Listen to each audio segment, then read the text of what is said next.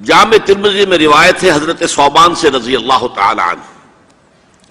حضور نے فرمایا انہ سیکون فی امتی ثلاثون کذابون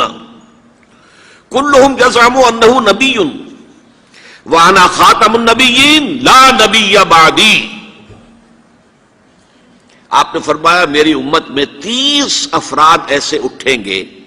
جو دجال ہوں گے، کذاب ہوں گے، جھوٹے ہوں گے۔ ان میں سے ہر شخص جو ہے یہ گمان کرتا ہوگا اپنے بارے میں کہ وہ نبی ہے، حالانکہ میں خاتم النبیین ہوں، اور خاتم النبیین کے معنی کیا؟ لا نبی بعدی، اب میرے بعد کوئی نبی نہیں ہوگا۔ اس قانونی مفہوم کو بہت ہی عمدگی کے ساتھ یہاں واضح کر دیا گیا کہ اب چاہے دجال اٹھیں گے، حضور کے اپنے زمانے میں اٹھ گئے تھے، پھر اس دور میں تو بڑی تیزی کے ساتھ، بڑی رفتار جو ہے تیز ہو گئی ہے، زمانہ آخری آ رہا